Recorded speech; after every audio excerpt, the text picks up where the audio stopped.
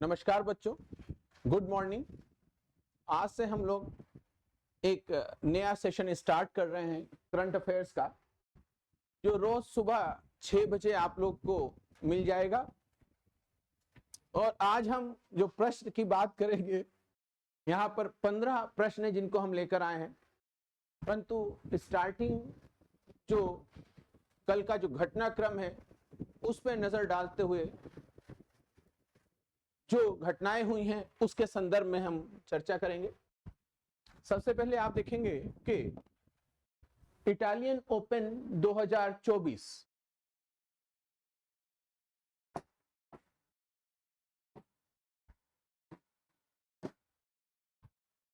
Italian open 2024 में Alexander जेवेरेव और Iga Swiatek ने सर्वोच्च स्थान हासिल किया। मैं इससे पहले भी चर्चा करता रहा हूं ग्रैंड स्लैम की, ये लॉन टेनिस की यहाँ पर बात हो रही है। अगर हम बात करें विश्व में सबसे बड़े ग्रैंड स्लैम जो होते हैं वो 4 हैं, जिसमें सबसे पहले ऑस्ट्रेलियन ओपन होता है और अंत में जो होता है वह यूएसए ओपन होता है। इसी प्रकार से अनेक दूसरी भी ओपन हैं। उसी संदर्भ में इटालियन ओपन की बात हो रही है। जर्मन टेनिस स्टार अलेक्जेंडर जेवेरेव, याद रखेंगे कहां के हैं, जर्मन के हैं, क्योंकि प्रश्न इस तरह से पूछा जाता रहा है। एक तो आप ये याद रखेंगे कि कौन सा पुरस्कार किसने जीता, कौन सी ट्रॉफी किसने जीती। इसके साथ ही साथ हमें यह भी याद रखना है कि जो खिलाड़ी जो है वो किस गेम से संबंधित है। इस प्रकार से प्रश्न बन जाएगा कि अलेक्जेंडर जेवेरेव किस खेल से संबंधित है। ने दूसरी बार इटालियन ओपन एकल खिताब जीतकर इतिहास में अपना नाम दर्ज कराया है। 25 वर्षीय खिलाड़ी ने पहली बार के मास्टर्स फाइनलिस्ट चिली के निकोलस जेरी को सीधे सेटों में 6-4, 7-5 से हराकर अपना 8वां मास्टर्स खिताब जीता। जेवेरेव की इटालियन ओपन खिताब की यात्रा उनकी अटूट भावना का एक वसीयतनामा थी। प्रतिष्ठित टूर्नामेंट में यह उनकी तीसरी फाइनल उपस्थिति थी।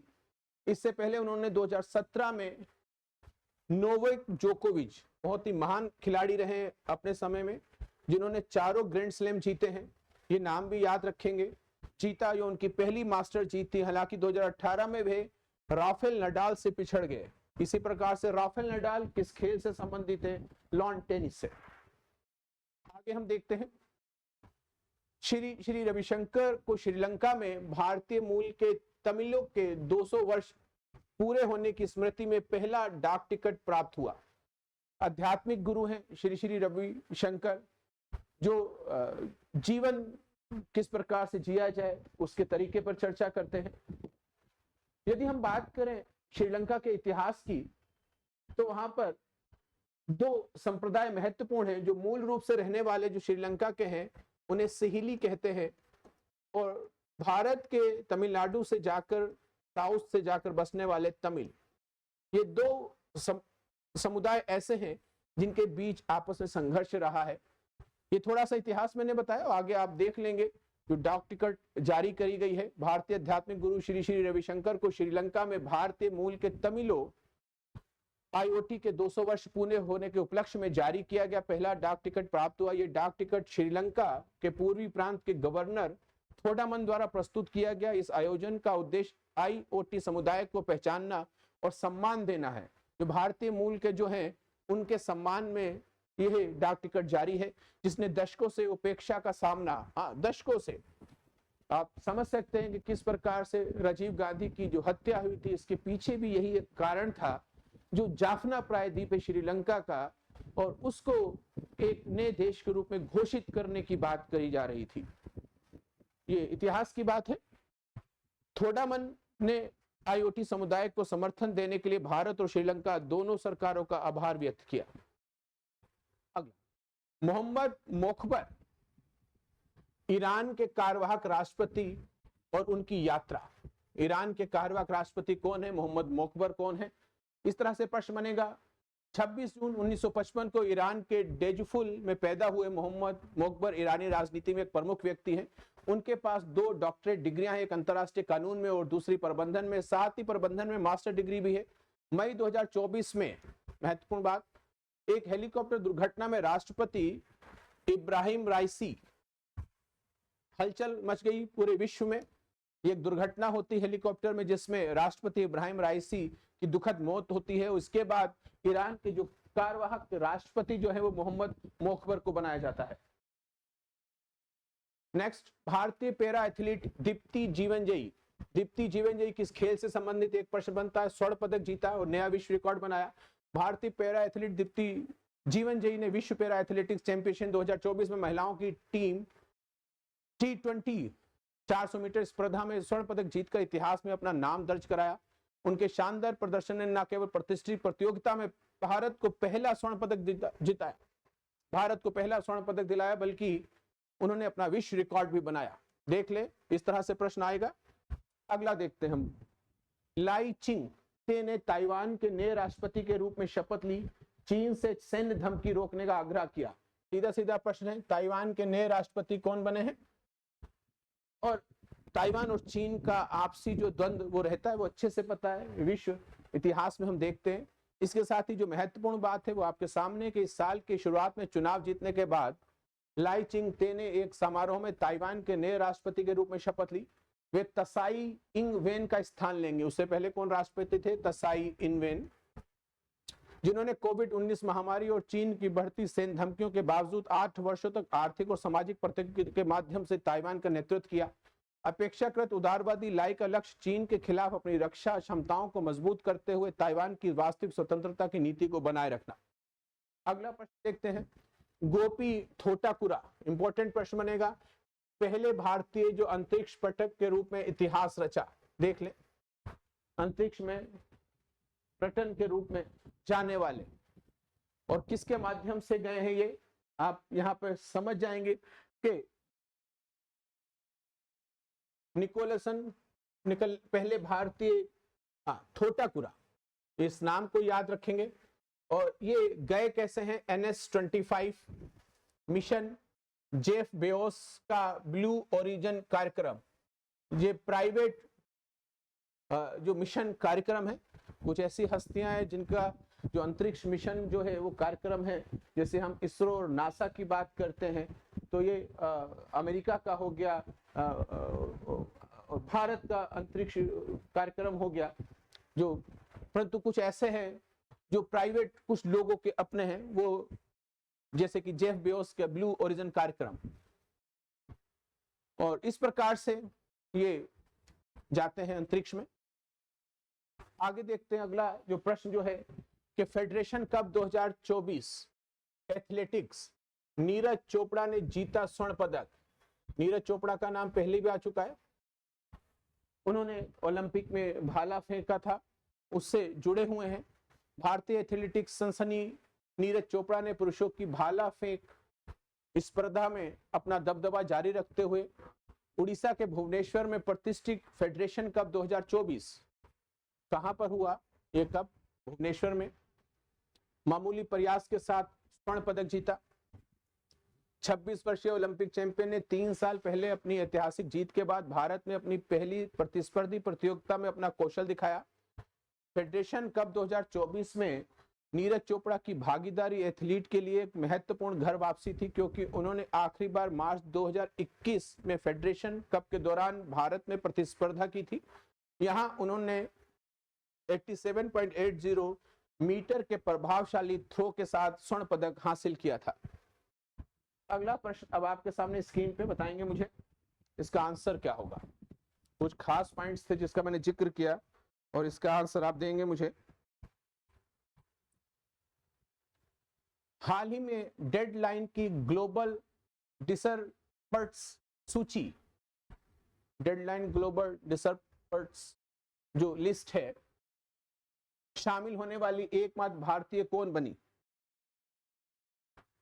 अगर हम इसकी बात करें तो दीपिका पादुकोण इसका आंसर होगा बच्चों। और उसके संदर्भ में यहां पर बड़ा क्लियर है कि भारत की वैश्विक राजदूत और आइकॉन दीपिका पादुकोण को हाल ही में प्रेस्टीज इंटरनेशनल प्रकाशन द्वारा ईवा लोगोरिया, उमा थुरमन और ली सुंग के साथ यह सम्मान प्राप्त हुआ है। अगला प्रश्न जो आपके सामने है कि हाल ही में कौन सा राज्य एआई संचालित यातायात प्रबंधन प्रणाली प्रारंभ करेगा? ये वही राज्य है जिसके संदर्भ में हम चर्चा करते हैं कि 7 सिस्टर्स में ये सम्मिलित नहीं रहता है, परंतु ये नॉर्थ ईस्ट में पड़ता है, सिक्किम। सिक्किम जो राज्य है वहां पर यातायात प्रबंधन प्रणाली स्टार्ट की गई। आर्टिफिशियल इंटेलिजेंस एआई का इस्तेमाल पूरी दुनिया में कई कामों को आसान बनाने के लिए किया जा रहा है। हाल ही में सिक्किम परिवहन विभाग ने सिक्किम की राजधानी गंगटोक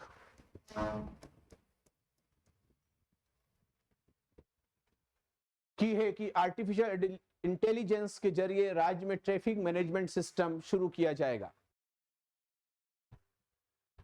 जैव विविधता के संदर्भ में सबसे महत्वपूर्ण राज्य जो है नंबर 1 पर है। अगला प्रश्न आपके सामने कि हाल ही में किस देश की सेना को जल्द ही Igla S air defence system मिल सकता है?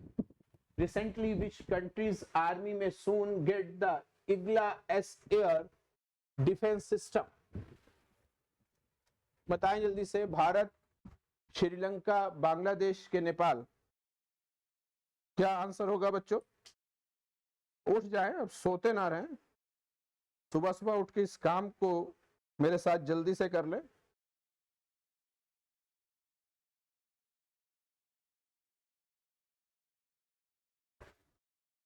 और आंसर जो होगा वो भारत होगा।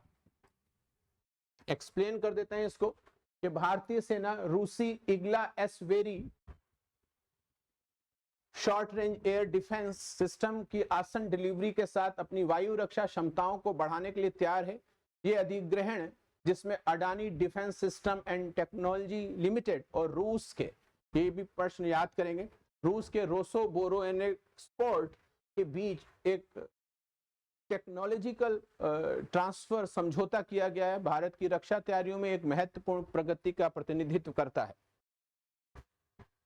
मेहनत की गई है इसमें। अगला प्रश्न आपकी स्क्रीन पे है, इसका आंसर देंगे। हाल ही में जारी Times Higher Education young university ranking 2024 में कौन शीर्ष पर रहा है? कौन सी यूनिवर्सिटी शीर्ष पर रही है? Who has topped the recently released Time Higher Education Young University Ranking 2024? जल्दी से बच्चे बताएंगे क्या आंसर होगा इसका। और जो इसका आंसर होगा महात्मा गांधी यूनिवर्सिटी। अगला देखते हैं। हाल ही में घोषित वार्षिक Times Higher Education young university ranking में कई भारतीय विश्वविद्यालयों ने स्थान प्राप्त किया है। 2 भारतीय विश्वविद्यालयों को शीर्ष 100 की सूची में जगह मिली है। केरल में कहां पर है महात्मा गांधी विश्वविद्यालय? केरल में, जो 81वें स्थान पर है, जबकि चेन्नई में अन्ना विश्वविद्यालय 96वें स्थान पर है। तुर्की, भारत और ईरान के कई संस्थानों ने अपने प्रतिनिधित्व और रैंकिंग में वृद्धि देखी है। अगला प्रश्न है, हाल ही में संजीव जैन किस कंपनी के नए सीओडी बने हैं? बहुत ही महत्वपूर्ण प्रश्न है कि हाल ही में संजीव जैन किस कंपनी के सीओडी बने हैं। कौन मुझे इसका आंसर बताएगा जल्दी से? आपकी स्क्रीन पे जो प्रश्न है इसका आंसर जल्दी से दें।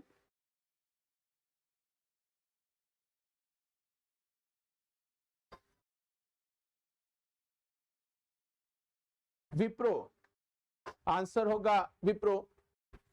इसे एक्सप्लेन कर देता हूं मैं कि विप्रो के chief operating officer Amit Chaudhary ने इस्तीफा दे दिया है। कंपनी ने एक्सचेंज फाइलिंग में इसकी जानकारी दी। कंपनी में अमित का आखिरी दिन 31 मई को होगा। विप्रो ने अमित की जगह संजीव जैन को कंपनी का नया सीईओ नियुक्त किया है। वे बेंगलुरु से काम करेंगे। बेंगलुरु को सिलिकॉन वैली ऑफ इंडिया कहते हैं बच्चों। अमित इस महीने विप्रो से इस्तीफा देने वाले दूसरे वरिष्ठ अधिकारी हैं। इंपॉर्टेंट प्रश्न विप्रो के संदर्भ में।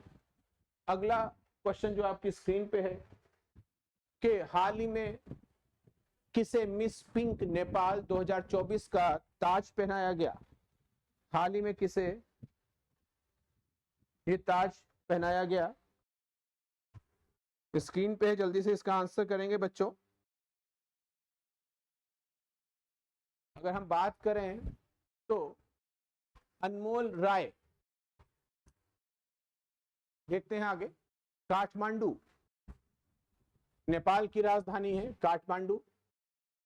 पशुपति मंदिर यहाँ पर महत्वपूर्ण, और इसके साथ ही साथ सार्क का हेड ऑफिस भी है, दशेस का हेड ऑफिस भी काठमांडू है।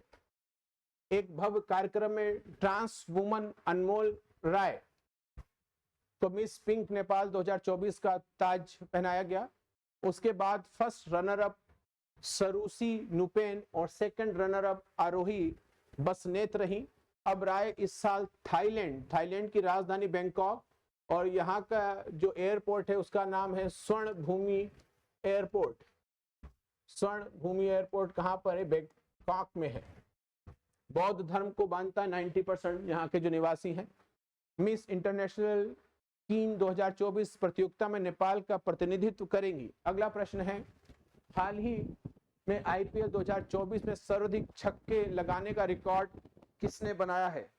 जल्दी से इस प्रश्न का आंसर देंगे। ये तो आप लोग के सामने है, क्रिकेट देखते रहते हैं बच्चों, आप लोग को तो अच्छा लगता है, तो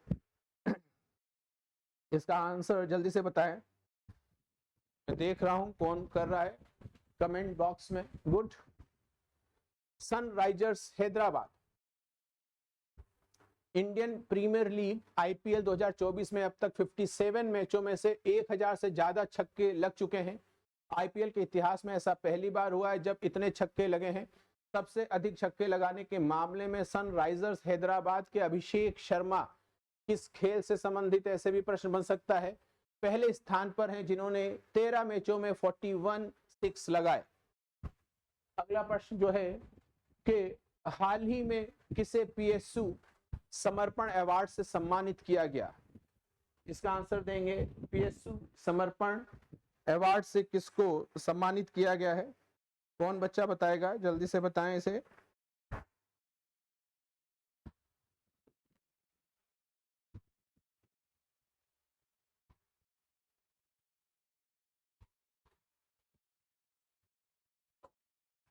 हेमंत खत्री।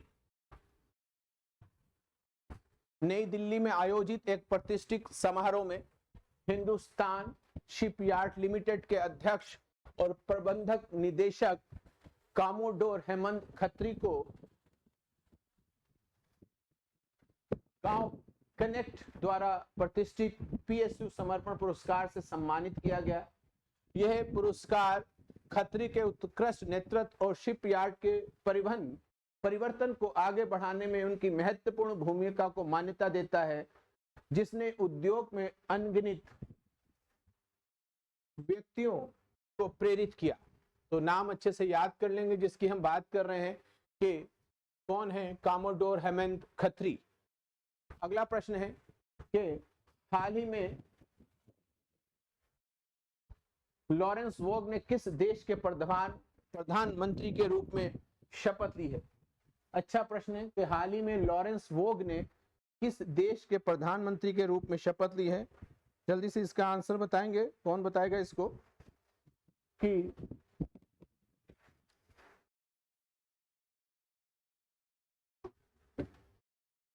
सिंगापुर आंसर होगा इसका। सिंगापुर को मई 2024 को 20 साल बाद नया प्रधानमंत्री मिल गया। राष्ट्रपति थर्मन शानमुगरत्नम ने अर्थशास्त्री लॉरेंस वोग को देश के चौथे प्रधानमंत्री के रूप में शपथ दिलाई। लॉरेंस वोग 51 इयर्स के हैं और 72 वर्षीय ली सीन लुंग की जगह लेंगे, जो 20 साल तक सिंगापुर के प्रधानमंत्री रहे। अगला प्रश्न है कि हाल ही में जापान और किस देश ने हाइपरसोनिक मिसाइलों के लिए संयुक्त रूप से इंटरसेप्टर विकसित करने के लिए समझौता किया है? जल्दी से इसका आंसर दें।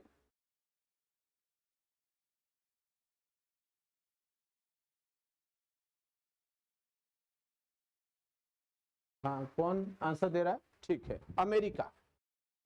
अब हम आगे देखते हैं कि जापान और अमेरिका ने 2030 तक हाइपरसोनिक मिसाइलों को मार गिराने में सक्षम इंटरसेप्टर को संयुक्त रूप से विकसित करने के लिए एक अनुबंध पर हस्ताक्षर किए हैं। यह समझौता कथित तौर पर $3 बिलियन से अधिक की लागत वाली एक योजना का हिस्सा है, जिसका उद्देश्य क्षेत्र में हाइपरसोनिक हथियारों से उत्पन्न बढ़ते खतरे को संबोधित करना है। जापान ने चीन और उत्तर कोरिया के साथ बढ़ते तनाव के बीच अपनी मिसाइल अवरोधन क्षमताओं को मजबूत करने के लिए अपने प्रयासों के तहत इस विकास के लिए अपने 2024 के बजट में 75 मिलियन येन आवंटित किए हैं। तो यहाँ पर क्लियर है प्रश्न और थोड़ा सा उसका एक्सप्लेनेशन है, वो देख लेंगे, परंतु सीधे सीधे आंसर को दिमाग में रखें। अगला है प्रश्न संख्या 11, हाल ही में किस देश के राष्ट्रपति का हेलीकॉप्टर दुर्घटनाग्रस्त हुआ है? अभी तक इससे पीछे एक जो प्रश्न था वहां पे मैंने कहा था कि विश्व में बड़ी हलचल रही है और नया कार्यवाहक राष्ट्रपति की शायद हमने बात की थी। इसी संदर्भ में हम देखते हैं तो ईरान की चर्चा हम लोग वहां पर कर रहे थे और वही प्रश्न इस तरह से घूम कर आ गया कि ईरान के कट्टरपंथी राष्ट्रपति इब्राहिम राइसी की हेलीकॉप्टर दुर्घटना में दुखद मौत हो गई। यह दुर्घटना ईरान के उत्तर पश्चिम पहाड़ी क्षेत्र में हुई। राइसी को ईरान के राजनीतिक परिदृश्य में एक प्रमुख व्यक्ति माना जाता था और उन्हें सर्वोच्च नेता आयतुल्ला अली खामेनी, बड़ा फेमस नेता रहा है वर्ल्ड स्तर पर, के संभावित उत्तराधिकारी के रूप में देखा जाता था। इस अप्रत्याशित घटना ने देश और अंतरराष्ट्रीय समुदाय में हलचल मचा दी। तो यह प्रश्न इस तरह से बनेगा, तो गलती ना करें बच्चे।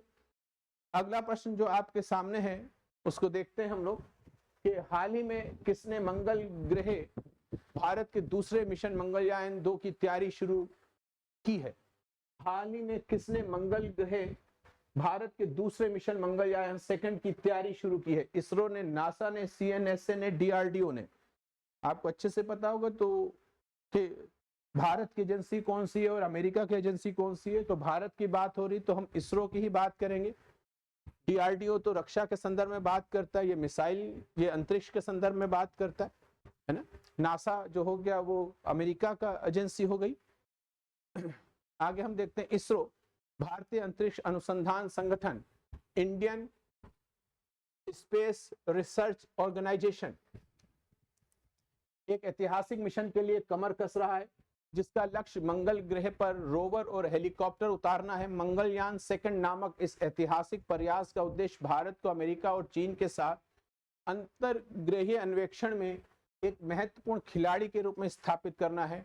इस परियोजना का अनावरण राष्ट्रीय प्रौद्योगिकी दिवस पर अंतरिक्ष अनुप्रयोग केंद्र में एक प्रस्तुति के दौरान किया जाएगा। अब जल्दी से मुझे बताएंगे कि राष्ट्रीय प्रौद्योगिकी दिवस, इंडियन टेक्नोलॉजिकल डे, कब मनाया जाता है? ये आपके लिए क्वेश्चन है। 13 नंबर क्या कह रहा है कि हाल ही में एलिस मुनरो का निधन हुआ। वे कौन थी? एलिस मुनरो, बहुत फेमस ये नाम रहा है Alice Munro. Recently Alice Munro has passed away.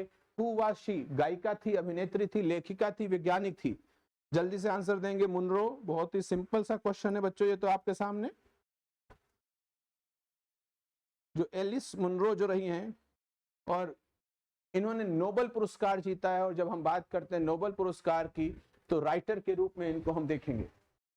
आगे एक्सप्लेन हम कर देते हैं कि नोबेल पुरस्कार विजेता कनाडा की रहने वाली प्रतिष्ठित लेखिका जो है एलिस मुनरो, जिन्होंने अपने देश में छोटे शहर की महिलाओं के प्रेम, महत्वाकांक्षा और कष्टों की उत्कृष्ट रूप में गढ़ी गई कहानियों के कारण विश्व स्तर पर लघु कथा की विख्यात हस्ती बन गई। 92 ईयर में इनका निधन हो गया। तो याद रखेंगे कि मुनरो कौन है, नोबेल पुरस्कार मिला और राइटर हैं। अगला प्रश्न नंबर 14, हाल ही में भारतीय सेना ने कहां उच्चतम टैंक मरम्मत सुविधाएं स्थापित की हैं? Where has the Indian Army recently established the highest tank repair facilities? Answer देंगे सिक्किम, लद्दाख, गुवाहाटी या चेन्नई। जल्दी से मुझे आंसर दें, क्या होगा बच्चों इसका आंसर? नींद से उठ जाएं और इसका आंसर करें। तो उच्चतम टैंक मरम्मत सुविधाएं, तो उच्चतम ही जगह पर हम लेके चलते हैं और वो है लद्दाख। अगर बात करते हैं कि भारत में सर्वाधिक वर्षा कहां पर होती है तो हम कहते हैं मासिन राम, मेघालय में, और सबसे कम वर्षा कहां पर होती है तो लेह लद्दाख। हाल ही में भारतीय सेना ने चीन सेना के पास पूर्वी लद्दाख में 14,500 फीट से अधिक की ऊंचाई पर दुनिया की 2 सबसे ऊंची मरम्मत सुविधाएं स्थापित की हैं। ये सुविधाएं पूर्वी लद्दाख में वास्तविक नियंत्रण रेखा LAC के पास न्योमा और दौलत बेग ओल्डीज सेक्टरों में स्थित है। पूर्वी लद्दाख में यह स्थान टैंकों और पैदल सेना के लड़ाकू वाहनों के लिए दुनिया का सबसे ऊंचा युद्ध क्षेत्र है। दुनिया का सबसे ऊंचा युद्ध क्षेत्र, यह भी एक प्रश्न आपके सामने आ जाता है। और अंतिम प्रश्न, 15 प्रश्नों की श्रृंखला थी।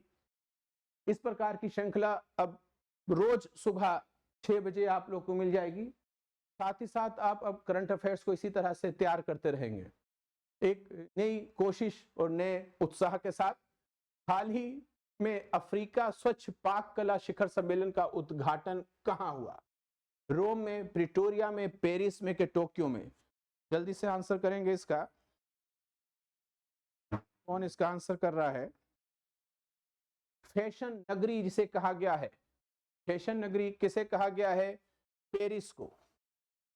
और क्लियर कि पेरिस में आयोजित अफ्रीका में स्वच्छ पाक कला पर उद्घाटन शिखर सम्मेलन ने महत्वपूर्ण ध्यान और प्रतिबद्धता को आकर्षित किया। लगभग 60 देशों के 1000 से अधिक प्रतिनिधियों के साथ इस सम्मेलन का उद्देश्य अफ्रीका में प्रचलित पारंपरिक खाना पकाने, ये स्वच्छ पाक कला जो है, ये खाना बनाना ही क्यों कहते हैं पाक कला, पाकिस्तान से मतलब नहीं है, तरीकों से जुड़े महत्वपूर्ण स्वास्थ्य और जलवायु प्रभावों को संबोधित करना था। इस प्रकार से आज 15 प्रश्न की ये श्रृंखला जो है आपके सामने समाप्त हुई है। ये करंट अफेयर्स हैं, बच्चे इसको अच्छे से तैयार कर लेंगे और याद रखेंगे कि जो भी प्रतियोगी परीक्षा जो आपके सामने आ रही है, प्रत्येक परीक्षा में सबसे अधिक एक जो पार्ट होता है वो करंट अफेयर्स का होता है। मेरी कोशिश है कि आप लोग को इस तरह से करंट अफेयर्स तैयार कराते रहें। इसके साथ ही साथ हम इसमें स्टैटिक जीके की भी चर्चा करेंगे, थोड़ा थोड़ा स्टैटिक जीके की चर्चा। जिस तरह से आपने देखा कि थाईलैंड की राजधानी बैंकॉक है और बैंकॉक में जो स्वर्ण भूमि जो है वो हवाई अड्डा है।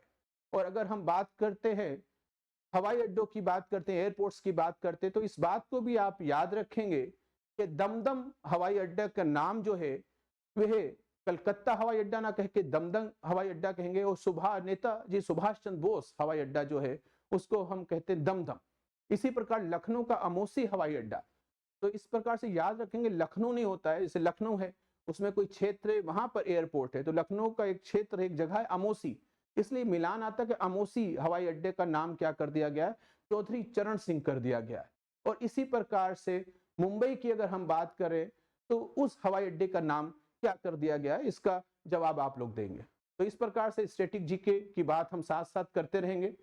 इस सेशन को अब हम यहीं समाप्त करते हैं। कल पुनः सुबह 6 बजे मुलाकात होगी। नमस्कार।